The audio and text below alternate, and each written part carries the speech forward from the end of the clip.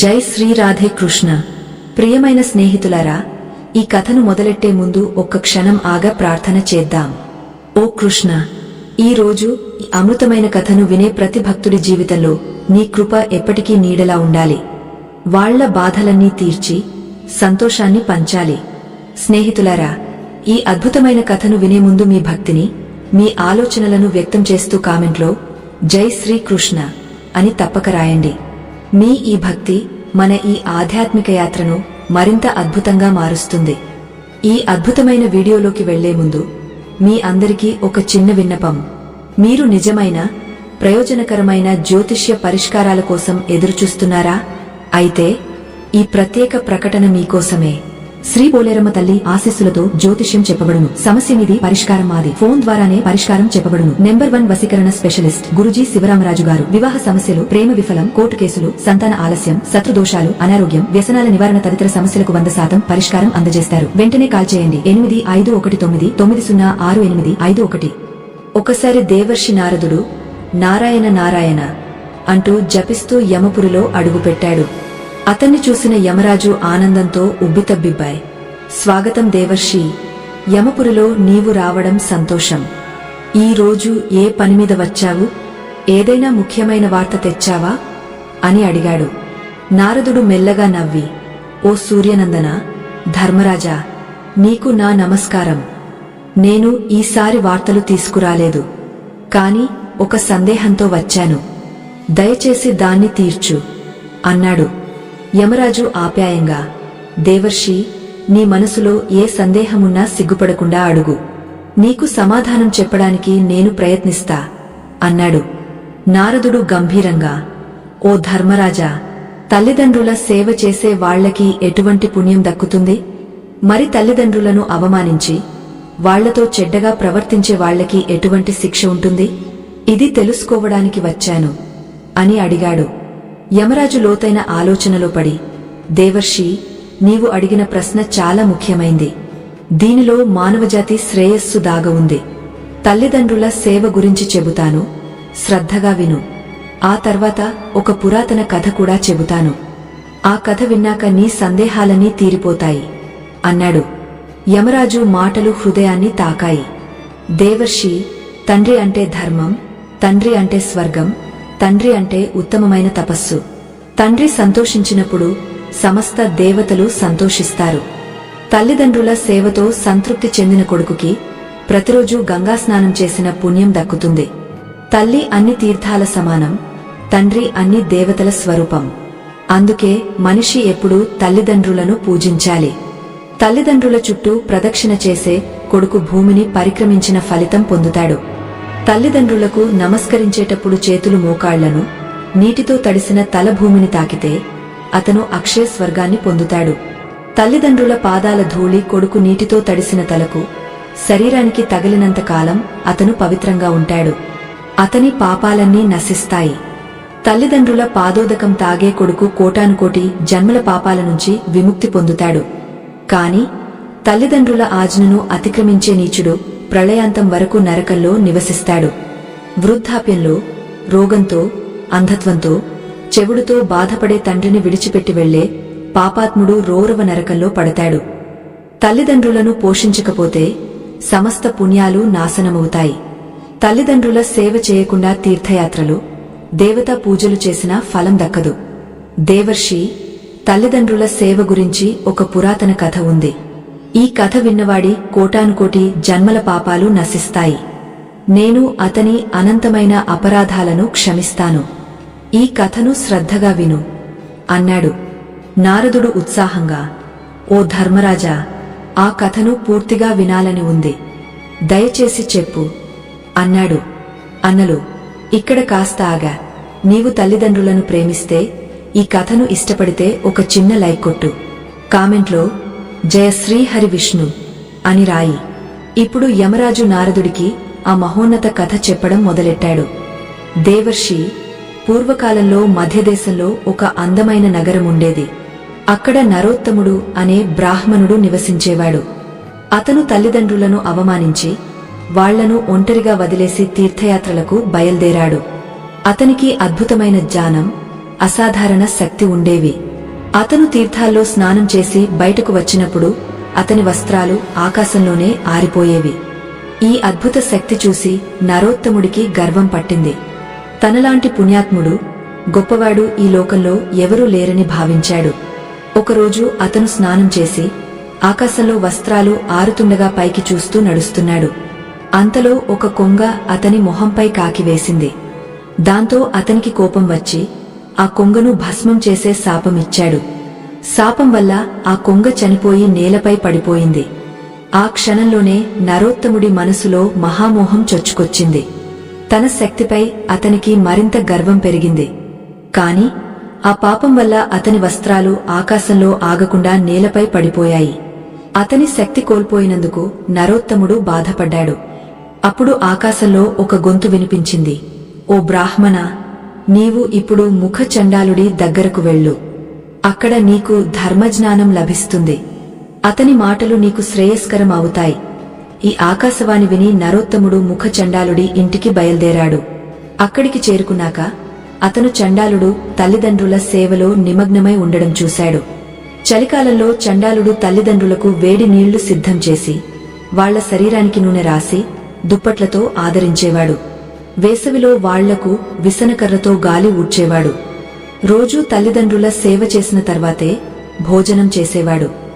ఈ పుణ్యకార్యాల వల్ల అతని ఇల్లు ఆకాశంలో తేలుతున్నట్లు కనిపించేది.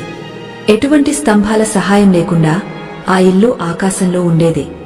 సాక్షాత్తు భగవాన్ విష్ణువు బ్రాహ్మణ వేషంలో అక్కడ సంచరిస్తూ ఆ ఇంటి శోభను పెంచేవాడు. ఈ అద్భుత దృశ్యం చూసి నరోత్తముడు ఆశ్చర్యపోయాడు. అతను చండాలుడిని పిలిచి, ఓ చండాలా, నీవు నా దగ్గరకు రా. నీతో కొన్ని ధర్మ విషయాలు అడగాలి అన్నాడు. చండాలుడు సాంత్వంగా, ఓ విప్రా, ఇప్పుడు నేను తల్లిదండ్రుల సేవలో ఉన్నాను. వాళ్లను వదిలి నీ దగ్గరకు రాలేను. నాకు తల్లిదండ్రుల కంటే గొప్పవాళ్లు ఎవరూ లేరు. వాళ్లే నా దేవుళ్ళు. వాళ్ల సేవ వదిలేస్తే నాకు మహాపాపం తగిలిపోతుంది. కాస్త ఆగు, సేవ పూర్తి చేసి నీతో మాట్లాడతాను. నీకు అతిథి సత్కారం చేస్తాను అన్నాడు. ఈ మాటలకు నరోత్తముడు కోపంతో ఊగపోయాడు. ఓ చండాలా, నా బ్రాహ్మణ సేవను వదిలేసి ఇంకేది గొప్ప పని ఉంది అని అరిచాడు. చండాలుడు నిశ్చలంగా, ఓ బ్రాహ్మణ, ఎందుకు కోపం? నేను ఆ కొంగ కాదు, నీవు శాపం ఇచ్చి భస్మం చేసినవాడు. ఆ కొంగపై నీ శాపం పనిచేసింది, కాని నాపై పనిచేయదు. ఇప్పుడు నీ వస్త్రాలు ఆకాశంలో ఆరవు. అందుకే ఆకాశవాణి విని నా దగ్గరకు వచ్చావు. కాస్త ఆగు, నీ ప్రశ్నకు సమాధానం చెబుతాను. లేదా ఒక పతివ్రత స్త్రీ దగ్గరకు వెళ్ళు. ఆమె దర్శనంతో నీ కార్యం సిద్ధిస్తుంది అన్నాడు. అప్పుడు బ్రాహ్మణ వేషంలో ఉన్న సాక్షాత్తు విష్ణువు బయటకు వచ్చి, ఓ విప్రా, రా, నిన్ను ఆ పతివ్రత ఇంటికి తీసుకెళ్తాను అన్నాడు. నరోత్తముడు కాస్త ఆలోచించి ఆ బ్రాహ్మణుడితో విష్ణువుతో వెళ్లాడు. దారిలో అతను అడిగాడు, ఓ విప్రా, నీవు బ్రాహ్మణుడివై ఉండి ఈ చండాలుడి ఇంట్లో ఎందుకు నివసిస్తున్నావు? విష్ణువు సమాధానమిచ్చాడు, ఓ విప్రా, నీ హృదయం ఇంకా పవిత్రం కాలేదు. నీలో కోపం, ద్వేషమున్నాయి. ముందు ఆ పతివ్రతను దర్శించు, తర్వాత నన్ను సరిగ్గా తెలుసుకోగలవు. నరోత్తముడు మళ్లీ అడిగాడు, ఓ మహాత్మా, ఆ పతివ్రత ఎవరు? ఆమెకు శాస్త్రజ్ఞానం ఎంత ఉంది? నేను ఆమె దగ్గరకు ఎందుకు వెళ్తున్నాను? విష్ణువు చిరునవ్వుతో, ఓ నరోత్తమా, నదుల్లో గంగ శ్రేష్టం, స్త్రీలలో పతివ్రత శ్రేష్టం. పతివ్రతైన స్త్రీ ప్రతిరోజూ భర్త సేవ చేసి అతని ఆజ్ఞను పాటిస్తుంది. ఆమె తన తండ్రి కులం, భర్త కులం రెండిటి 100 తరాలను ఉద్ధరిస్తుంది. నరోత్తముడు ఆసక్తిగా, ఓ ద్విజశ్రేష్ఠ, పతివ్రత అంటే ఎవరు? ఆమె లక్షణాలు ఏమిటి అని అడిగాడు.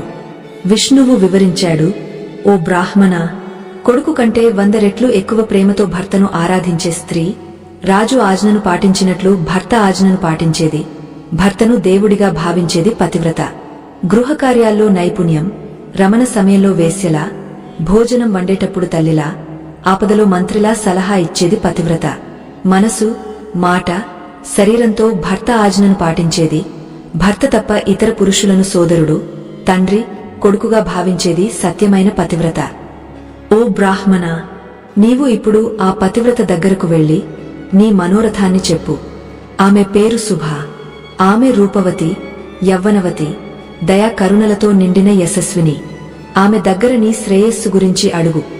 ఇంత చెప్పి విష్ణువు అక్కడి నుంచి అదృశ్యమయ్యాడు. నరోత్తముడు ఆశ్చర్యంతో నిలబడ్డాడు. అతను శుభ ఇంటికి వెళ్లి ఆమెను చూశాడు. బ్రాహ్మణ అతిథిని చూసిన శుభ వెంటనే ఇంటి నుంచి బయటకు వచ్చి అతని ముందు నిలబడింది. నరోత్తముడు ఆమెను చూసి సంతోషంగా, ఓ దేవి, నీవు జీవితంలో నీటితో తడిసిన అనుభవాలను ఆధారంగా చేసుకుని నాకు ధర్మ విషయం చెప్పు అన్నాడు. శుభ సాంత్వంగా, ఓ బ్రాహ్మణ, ఇప్పుడు నేను నా భర్త సేవలో ఉన్నాను. నీకు సమయం ఇవ్వలేను. కాస్త ఆగు, తర్వాత నీ పని చేస్తాను. ఇప్పుడు నీ ఆతిథ్యం స్వీకరించు అన్నది. ఈ మాటలకు నరోత్తముడు కోపంతో ఊగపోయాడు. ఓ కళ్యాణి, నేను ఆకలి, దాహంతో, అలసటతో బాధపడుతున్నాను. ఇప్పుడే నా పని చెయ్యి, లేదంటే నీకు శాపం ఇస్తాను అని అరిచాడు. శుభ నిశ్చలంగా, ఓ బ్రాహ్మణ, నేను ఆ కొంగ కాదు, నీవు శాపం ఇచ్చి భస్మం చేసినది. నన్ను అంత సులభంగా భస్మం చేయలేవు. ఇప్పుడు నాకు సమయం లేదు. నీవు ధర్మతులాధారుడి దగ్గరకు వెళ్లి నీ శ్రేయస్సు గురించి అడుగు. నేను భర్తను వదిలి రాలేను అని చెప్పి ఇంట్లోకి వెళ్లిపోయింది. అప్పుడు బ్రాహ్మణ వేషంలో విష్ణువు మళ్లీ ప్రత్యక్షమయ్యాడు. నరోత్తముడు ఆశ్చర్యంతో అతని దగ్గరకు వెళ్లి, ఓ విప్రా, నీవు ఎక్కడా అదృశ్యమయ్యావు? నీతో ఒక విషయం అడగాలి. ముఖ చండాలుడికి, ఈ పతివ్రతకు నేను కొంగకు శాపమిచ్చిన విషయం ఎలా తెలిసింది? ఈ సంఘటన గురించి వాళ్లకు ఎవరు చెప్పారు? ఈ ఆలోచన నన్ను విస్మయంలో ముంచెత్తుతోంది అన్నాడు. విష్ణువు చిరునవ్వుతో, ఓ విప్రా, మహాత్ములు పుణ్యం, సదాచార బలంతో అన్నీ తెలుసుకుంటారు. ఇప్పుడు నీవు చెప్పు, ఆ పతివ్రత నీతో ఏమన్నది? నరోత్తముడు, ఆమె నన్ను ధర్మ తులాధారుడి దగ్గరకు వెళ్లమన్నది. ఆ తులాధారుడు ఎక్కడ ఉంటాడు అని అడిగాడు. విష్ణువు, ఓ బ్రాహ్మణ, రా, నిన్ను తులాధారుడి దగ్గరకు తీసుకెళ్తాను అని అతన్ని తీసుకెళ్లాడు. దారిలో విష్ణువు చెప్పాడు, తులాధారుడు ఒక వైశ్యుడు. అతను బజారులో వస్తువులు అమ్ముతాడు. అతను ఎప్పుడు మనసు, మాట, కర్మలతో ఎవరికీ చెడు చేయడు. అసత్యం మాట్లాడడు, దుష్టత్వం చూపడు. ఎల్లప్పుడూ ఇతరుల మేలు కోరుతాడు. అందరి పట్ల సమాన భావం కలిగి ఉంటాడు. ప్రాణాలు పోయినా అసత్యం మాట్లాడడు. అందుకే అతన్ని ధర్మ తులాధారుడు అంటారు. వాళ్లు తులాధారుడి దగ్గరకు చేరుకున్నారు. అతను రకరకాల వస్తువులు అమ్ముతూ కొనుగోలుదారులతో మాట్లాడుతున్నాడు. చుట్టూ స్త్రీలు, పురుషులు అతన్ని చుట్టుముట్టి ఉన్నారు. నరోత్తముడిని చూసిన తులాధారుడు మధురమైన స్వరంతో, ఓ బ్రాహ్మణ, ఈ రోజు ఇక్కడికి ఎలా వచ్చావు అని అడిగాడు. నరోత్తముడు, ఓ తులాధారా, నీ నుంచి ధర్మ ఉపదేశం వినాలని వచ్చాను అన్నాడు. తులాధారుడు, ఓ విప్రా, ఈ జనం నా దగ్గర ఉన్నంత వరకు నీతో నిశ్చింతగా మాట్లాడలేను. ఇప్పుడు నాకు సమయం లేదు. నీవు ధర్మాకరర్ దగ్గరకు వెళ్ళు. నీవు కొంగకు శాపమిచ్చినందుకు ఏ దోషం తగిలింది? నీ వస్త్రాలు ఆకాశంలో ఎందుకు ఆరడం లేదు? ఈ ప్రశ్నలన్నిటికీ అతనే సమాధానం చెబుతాడు అని చెప్పి మళ్లీ వ్యాపారంలో మునిగిపోయాడు. నరోత్తముడు విష్ణువుతో, ఓ విప్రా, ఈ తులాధారుడికి కూడా నా గురించి తెలుసు. అతను నన్ను అద్రక్ దగ్గరకు వెళ్లమన్నాడు. కాని అద్రక్ ఇల్లు ఎక్కడో నాకు తెలీదు అన్నాడు. విష్ణువు, ఓ బ్రాహ్మణ, రా, నిన్ను అద్రక్ ఇంటికి తీసుకెళ్తాను అని అతన్ని తీసుకెళ్లాడు. దారిలో నరోత్తముడు అడిగాడు, ఓ విప్రా, తులాధారుడు దేవతలను, ఋషులను, పితృదేవతలను పూజించడు. అయినా నేను కొంగకు శాపం ఇచ్చిన విషయం అతనికి ఎలా తెలిసింది? విష్ణువు వివరించాడు, ఓ బ్రాహ్మణ, తులాధారుడు సత్యం, సమతతో 3 లోకాలను జయించాడు. అతను ఎప్పుడూ సత్యంతోనే నడుస్తాడు.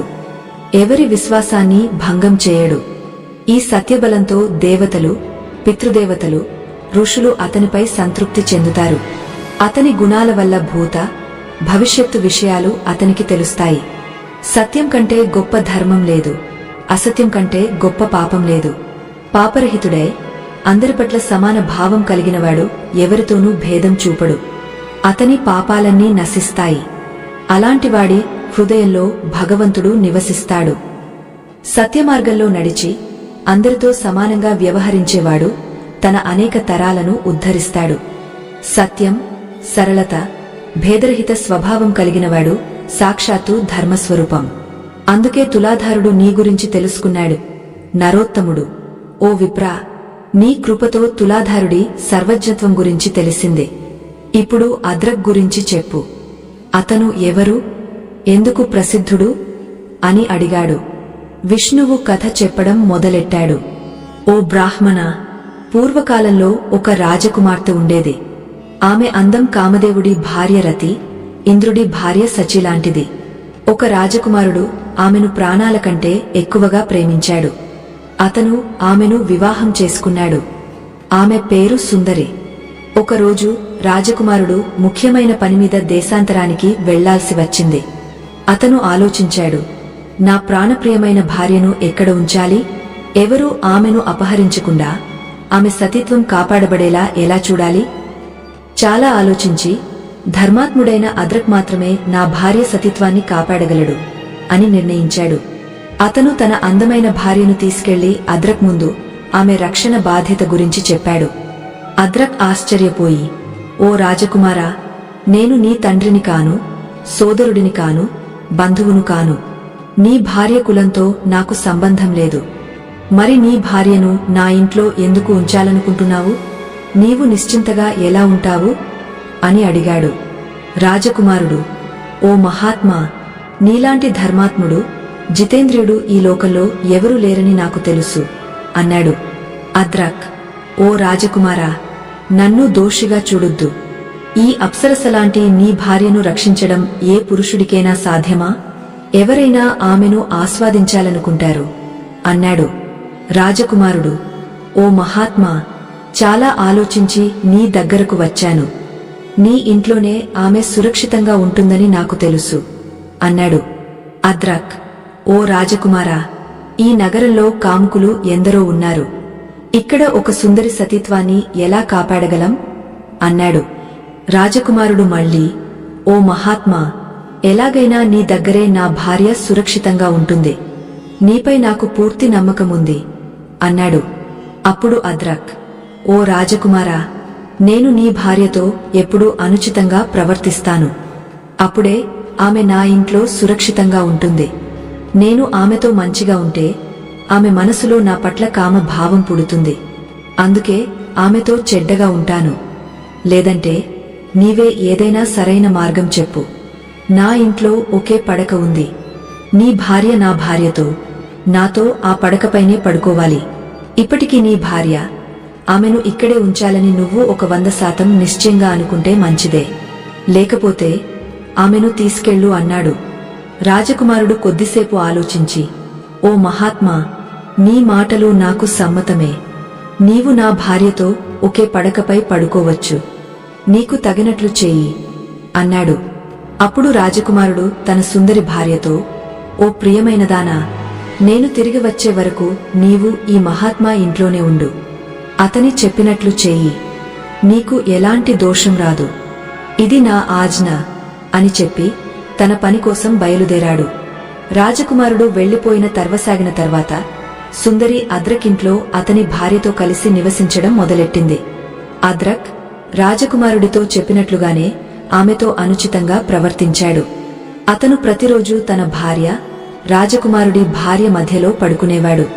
అయినా అతని మనసులో రాజకుమారుడి భార్య పట్ల ఏమాత్రం కామభావం జనించలేదు. తన భార్య స్పర్శతోనే అతనికి కామభావం కలిగేది. రాజకుమారుడి భార్య అంగాలు అతన్ని తాకినా అతని మనసు ఆమె పట్ల ఎలాంటి భావన జనించలేదు. అద్రక్ మనసులో రాజకుమారుడి భార్యను తల్లిగా భావించాడు. ఆమె అంగాలు ఎన్నిసార్లు అతన్ని తాకినా అతని మనసులో కామభావం రాలేదు. ఈ విధంగా రోజు అతను ఆ ఇద్దరు స్త్రీలతో ఒకే పడకపై పడుకునేవాడు. కాని రాజకుమారుడి భార్యను ఎన్నడూ స్పర్శించలేదు. ఈ విధంగా 6 నెలలు గడిచాయి. 6 నెలల తర్వాత రాజకుమారుడు తిరిగి వచ్చాడు. అతను నగరంలోని ప్రజలను అద్రక్ తన భార్య ప్రవర్తన గురించి అడిగాడు. కొందరు అతని నిర్ణయాన్ని ప్రశంసించారు. నీవు సరైన పని చేశావు. అద్రక్ దగ్గర నీ భార్యను ఉంచడం ఉత్తమం. అన్నారు. కాని కొందరు యువకులు ఆశ్చర్యపడి, ఓ రాజకుమారా, నీవు నీ భార్యను అద్రక్కు అప్పగించావా? ఇప్పుడు అతను ఆమెతో పడుకుంటున్నాడు. స్త్రీ, పురుషుడు ఒకచోట ఉంటే వాళ్ల మనసు శాంతంగా ఎలా ఉంటుంది? అన్నారు. అద్రక్ తన ధర్మాచరణ శక్తితో ఈ కుటిలమైన చర్చలను విన్నాడు. ప్రజలు తనను, రాజకుమారుడి భార్యను నిందిస్తున్నారని తెలిసి అతని మనసు బాధపడింది. ఈ అవమానం నుంచి విముక్తి పొందడానికి అతను ఆత్మదహనం చేసుకోవాలని నిర్ణయించాడు. అద్రక్ కట్టెలు సేకరించి ఒక పెద్ద చితిని సిద్ధం చేసి అందులో నిప్పు పెట్టాడు. చితి జ్వలించసాగింది. అదే సమయంలో రాజకుమారుడు అద్రక్ ఇంటికి చేరుకున్నాడు. అక్కడ అతను అద్రక్ను, తన భార్యను చూశాడు. రాజకుమారుడి భార్య ముఖం సంతోషంతో వెలిగిపోతోంది. కాని అద్రక్ మాత్రం దుఃఖంలో, శోకంలో మునిగిపోయాడు. అద్రక్ మానసిక స్థితిని చూసి రాజకుమారుడు, ఓ సోదరా, నేను నీ స్నేహితుడిని. చాలా రోజుల తర్వాత తిరిగి వచ్చాను. నీవు నాతో ఎందుకు మాట్లాడటం లేదు అని అడిగాడు. అద్రక్, ఓ స్నేహితా, నీ శ్రేయస్సు కోసం నీ ఆజ్ఞను పాటిస్తూ నీ భార్య రక్షణ అనే కయిన కార్యాన్ని నేను చేశాను. కాని బయట ప్రజలు నన్ను నిందిస్తున్నారు. నా పరిశ్రమంతా వృధా అయింది. అందుకే ఇప్పుడు నేను అగ్నిలో ప్రవేశిస్తాను. సమస్త దేవతలు, మనుష్యులు నా ఈ కార్యాన్ని చూడనివ్వండి. నేను నీ భార్యతో ఏదైనా తప్పు చేశానా?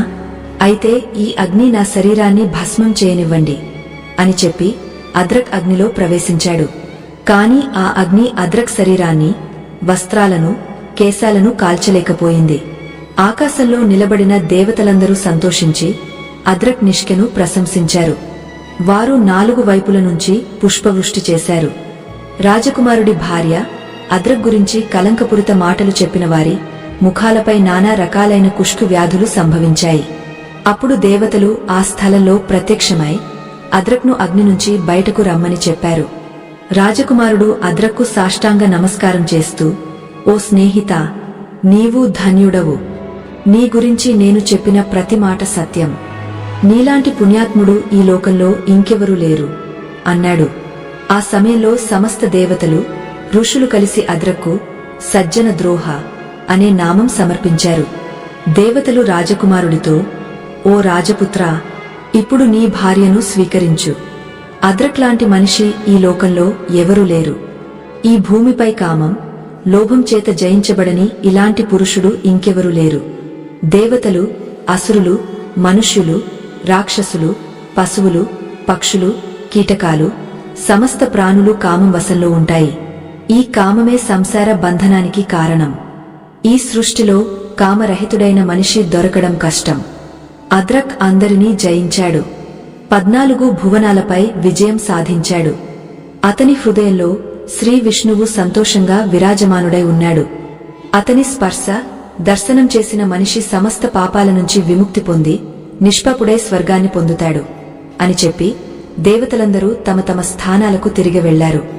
రాజకుమారుడు, అతని భార్య కూడా తమ రాజమహల్కు వెళ్లారు. అప్పటినుంచి అద్రక్కు దివ్య దృష్టి లభించింది. అతను దేవతలను కూడా చూడగలిగాడు. 3 లోకాల విషయాలను అతను అనాయాసంగా తెలుసుకునేవాడు. ఇంత చెప్పి బ్రాహ్మణ వేషంలో ఉన్న శ్రీ విష్ణువు నరోత్తముడిని అద్రక్ ఇంటి దగ్గరకు తీసుకెళ్లాడు. నరోత్తముడు అద్రక్ను దర్శించి అతనికి నమస్కరించి, ఓ మహాత్మా, నీ దర్శనం కోసం దూరం నుంచి వచ్చాను. దయచేసి నాకు ధర్మ ఉపదేశం చెయ్యి అన్నాడు. అద్రక్ నరోత్తముడికి ధర్మ ఉపదేశం చేసి, ఓ బ్రాహ్మణా, ఇప్పుడు నీవు పురుషోత్తముడైన వైష్ణవుడి దగ్గరకు వెళ్ళు.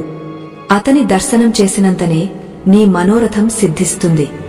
నీ శాపం వల్ల కొంగ మరణించింది. నీ వస్త్రాలు ఆకాశంలో ఆరడం లేదు. ఈ రెండిటి కారణం నీకు తెలుస్తుంది. నీ మనసులోని ఇతర కోరికలు కూడా పూర్తవుతాయి అన్నాడు.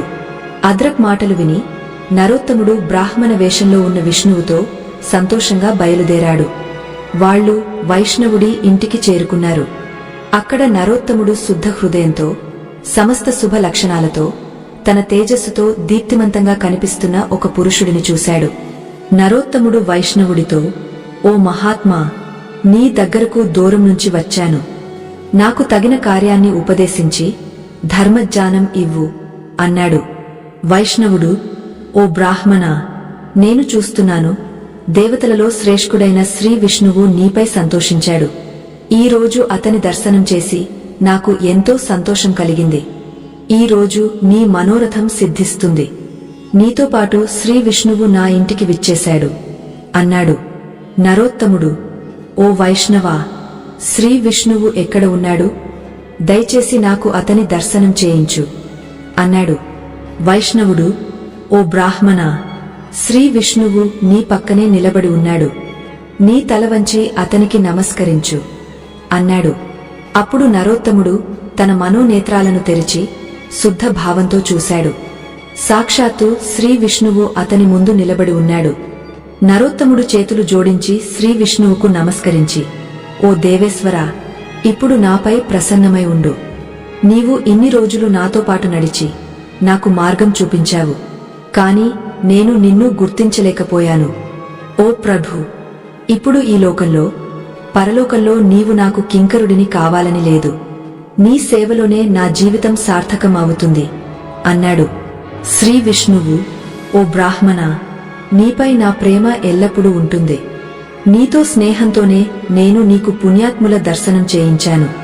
పుణ్యవంతుల దర్శనం, స్పర్శ, ధ్యానం, నామస్మరణం, వారితో సంభాషణ, ఇవన్నీ ఒక్కసారి చేసిన మనిషికి స్వర్గ సుఖం లభిస్తుంది. మహాపురుషులతో నిత్య సాంగత్యం చేస్తే సమస్త పాపాలు నశిస్తాయి. మనిషి అనంత సుఖాలను అనుభవించి నా స్వరూపంలో లీనమైపోతాడు. ఓ బ్రాహ్మణా, నీవు నా భక్తుడవు, తీర్థస్వరూపుడవు. కాని నీవు కొంగ మరణానికి శాపం ఇచ్చావు. ఆ దోషం నుంచి విముక్తి కలిగించడానికి నేనే ఆకాశవాణి ద్వారా నిన్ను ముఖ చండాలుడి దగ్గరకు వెళ్లమని చెప్పాను. ముఖ చండాలుడి దర్శనం చేసి అతను తల్లిదండ్రులను ఎలా పూజిస్తాడో నీవు చూశావు. ఈ మహాత్ముల దర్శనం చేసి ఈరోజు నీవు నా మందిరంలోకి వచ్చావు. కోటానుకోటి జన్మల తర్వాత మనిషి పాపాలు నశిస్తే అతను నా దర్శనం పొంది మోక్షం సాధిస్తాడు. నా ఇచ్చ వల్లనే ఈరోజు నీకు నా దర్శనం లభించింది. అందుకే నీ మనసులో ఏ కోరిక ఉన్నా దాని ప్రకారం నా నుంచి వరం కోరుకో అన్నాడు. నరోత్తముడు, ఓ ప్రభూ, నా మనసు ఎల్లప్పుడూ నీ ధ్యానంలోనే నిమగ్నమై ఉంటుంది. సమస్త లోకాల స్వామివైన నీవే, నీవు తప్ప ఇంకేదీ నాకు ప్రియమైనది కాదు అని భక్తితో అన్నాడు. శ్రీ విష్ణువు సంతోషంగా, ఓ నిష్పాప బ్రాహ్మణా, నీ బుద్ధిలో ఎల్లప్పుడూ ఇలాంటి ఉత్తమ ఆలోచనలే కలుగుతాయి. అందుకే నీవు నా ధామంలోకి వచ్చి దివ్య సుఖాలను అనుభవిస్తావు. కాని నీ తల్లిదండ్రులు నీ నుంచి గౌరవం పొందలేదు. అందుకే ముందు నీవు వెళ్లి వాళ్ల సేవ చెయ్యి, వాళ్లను పూజించు. అప్పుడే నీకు వైకుంఠంలో స్థానం లభిస్తుంది. వాళ్ల దుంహకమైన జీవితం, కోపం వల్ల నీ తపస్సు రోజూ నశిస్తోంది. తల్లిదండ్రుల కోపం ఎల్లప్పుడూ ఉన్న కొడుకును నరకంలో పడకుండా ఎవరూ ఆపలేరు. అందుకే వాళ్ల దగ్గరకు వెళ్లి శ్రద్ధగా సేవ చెయ్యి, పూజించు. అప్పుడే నీకు మోక్షం లభిస్తుంది అన్నాడు. శ్రీ విష్ణువు మాటలు విని నరోత్తముడు, ఓ ప్రభూ, నీవు నాపై ప్రసన్నమై ఉంటే నీ స్వరూప దర్శనం చేయించు అని వేడుకున్నాడు. అప్పుడు శ్రీ విష్ణువు తథాస్తు అని తన శంఖం, చక్రం, గద, పద్మం ధరించిన అద్భుత స్వరూపాన్ని నరోత్తముడికి దర్శనమిచ్చాడు. ఆ అపూర్వ, అత్యంత సుందర రూపాన్ని చూసి నరోత్తముడు ఆనందంతో ఊగపోయాడు. అతను విష్ణువుకు సాష్టాంగ నమస్కారం చేస్తూ, ఓ జగదీశ్వరా, ఈ రోజు నా జన్మ సార్థకమైంది. నా నేత్రాలు నీటితో తడిసిన కళ్యాణమయ మనోరథం సఫలమైంది. కాని ఓ ప్రభూ, నా మనసులో ఒక చిన్న సందేహముంది. దయచేసి దాన్ని తీర్చు అన్నాడు. ఓ ప్రభూ, ముఖ చండాలుడు, పతివ్రత శుభ, తులాధారుడు, అద్రక్, వీళ్ల గురించి ఆలోచిస్తే నాకు ఆశ్చర్యంగా ఉంది. వాళ్లు దూరంగా ఉండి కూడా నా గురించి ఎలా తెలుసుకున్నారు? నేను కొంగకు శాపం ఇచ్చానని, నా వస్త్రాలు ఆకాశంలో ఆరడం లేదని వాళ్లకు ఎలా తెలిసింది? ఈ విషయాల సత్యమేమిటి? దయచేసి నాపై కృప చూపి చెప్పు అని వేడుకున్నాడు. శ్రీ విష్ణువు దయామయంగా, ఓ వత్సా, ముఖ చండాలుడు తన తల్లిదండ్రుల పట్ల ఎల్లప్పుడూ భక్తి కలిగి ఉంటాడు. శుభ సత్యమైన పతివ్రత, తులాధారుడు సత్యవాది, అందరి పట్ల సమాన భావం కలిగినవాడు. అద్రక్ కామం, లోభంపై విజయం సాధించాడు. ఈ వైష్ణవుడు నా అనన్య భక్తుడు. ఈ సద్గుణాల వల్ల నేను సంతోషించి వాళ్ల ఇళ్లలో నివసిస్తాను. నాతో పాటు సరస్వతి, లక్ష్మి కూడా అక్కడ ఉంటాయి. ముఖ చండాలుడు అందరి కళ్యాణం కోరేవాడు. అందుకే దేవతలు అతన్ని బ్రాహ్మణుడిగా గౌరవిస్తారు. అతని పుణ్యకర్మలతో సమానమైనవాడు ఈ లోకంలో ఇంకెవరూ లేరు. అతను తల్లిదండ్రుల భక్తితో 3 లోకాలను జయించాడు. అతని భక్తి చూసి నేను ఎంతో సంతృప్తి చెందుతాను. అందుకే అతని ఇంట్లో బ్రాహ్మణ వేషంలో నివసిస్తాను. అదే విధంగా శుభ, తులాధారుడు, అద్రక్, ఈ వైష్ణవుడు, వీళ్ల ఇళ్లలో నేను ఎప్పుడు ఉంటాను. ఒక్షణం కూడా వాళ్లను విడిచిపెట్టను. పుణ్యాత్ములు నా దర్శనాన్ని ప్రతిరోజూ పొందుతారు. పాపాత్ములు నా దర్శనం పొందలేరు. నీవు నీ పుణ్యబలంతో నా దర్శనం పొందావు. ఇప్పుడు నేను ఈ మహాత్ముల సదాచారాన్ని నీకు వివరిస్తాను. శ్రద్ధగా విను. ఈ వివరణ విన్న మనిషి జనన మరణ బంధనాల నుంచి పూర్తిగా విముక్తి పొందుతాడు. ఓ వత్సా, దేవతలలో కూడా తల్లిదండ్రుల కంటే గొప్ప తీర్థం లేదు. తల్లిదండ్రులను ఆరాధించినవాడు పురుషోత్తముడు. అతను నా హృదయంలో నివసిస్తాడు. నేను అతని హృదయంలో ఉంటాను. మా ఇద్దరి మధ్య ఎలాంటి భేదముండదు. ఈ లోకంలో, పరలోకంలో అతను నాతో సమానంగా పూజనీయుడు. అతను తన బంధువులతో కలిసి నా రమణీయ వైకుంఠ ధామంలోకి చేరి నాతో లీనమైపోతాడు. తల్లిదండ్రుల ఆరాధన బలంతోనే ముఖ చండాలుడు 3 లోకాల విషయాలను తెలుసుకున్నాడు అని చెప్పాడు. అప్పుడు నరోత్తముడు భక్తితో, ఓ జగదీశ్వరా, మోహం, అజ్ఞానం వల్ల ఎవరైనా తల్లిదండ్రుల సేవ చేయకపోతే తర్వాత సతసజ్ఞానం కలిగ వాళ్ల సేవ చేయాలనుకుంటే అతను ఏం చేయాలి అని అడిగాడు. శ్రీ విష్ణువు, ఓ వత్సా, 1 సంవత్సరం, 1 నెల, 1 పక్షం, 1 వారం లేదా 1 రోజైనా తల్లిదండ్రుల భక్తి చేసినవాడు నా ధామాన్ని పొందుతాడు. కాని తల్లిదండ్రుల మనసును బాధించి వాళ్లను అవమానించేవాడు నిశ్చయంగా నరకంలో పడతాడు. అజ్ఞానంతో తల్లిదండ్రుల సేవ చేయనివాడు వాళ్ల మరణం తర్వాత 1 సాండును విడిచిపెట్టాలి. అలా చేస్తే అతనికి పితృభక్తి ఫలం లభిస్తుంది. తన సర్వస్వం అర్పించి తల్లిదండ్రుల శ్రాద్ధం చేసే బుద్ధిమంతుడైన కొడుకు పూర్వజన్మ విషయాలను స్మరించగలుగుతాడు. అతనికి పితృభక్తి ఫలం పూర్తిగా లభిస్తుంది. శ్రాద్ధం కంటే గొప్ప యజ్ఞం 3 లోకాల్లో ఇంకొకటి లేదు. శ్రాద్ధంలో ఇచ్చిన దానం అక్షయమవుతుంది. ఇతరులకు ఇచ్చిన దానం ఫలం 100,000 రెట్లు లభిస్తుంది అన్నాడు. నరోత్తముడు మళ్లీ అడిగాడు, ఓ ప్రభు, తండ్రి కోసం శ్రాద్ధం గురించి చెప్పావు. ఇప్పుడు తండ్రి బతికి ఉన్నప్పుడు కొడుకు ఏం చేయాలో చెప్పు. ఏ కర్మ చేస్తే బుద్ధిమంతుడైన కొడుకు పరమ కళ్యాణాన్ని పొందగలడు? శ్రీ విష్ణువు, ఓ వత్సా, తండ్రిని దేవతగా భావించి పూజించాలి. కొడుకులా అతనిపై ప్రేమ చూపాలి. మనసు, మాటతో కూడా అతని ఆజ్ఞను అతిక్రమించకూడదు. రోగి అయిన తండ్రి సేవ చేసే కొడుకు అక్షయ స్వర్గాన్ని పొందుతాడు. తండ్రి మరణ సమయంలో మృత్యు లక్షణాలు కనిపిస్తున్నప్పుడు కూడా అతన్ని పూజించిన కొడుకు దేవతలతో సమానమవుతాడు. తండ్రి సద్గతి కోసం విధిపూర్వకంగా ఉపవాసం చేస్తే 100 అశ్వమేధ యాగాలు, 100 రాజసూయ యాగాలు చేసిన ఫలం లభిస్తుంది అని వివరించాడు.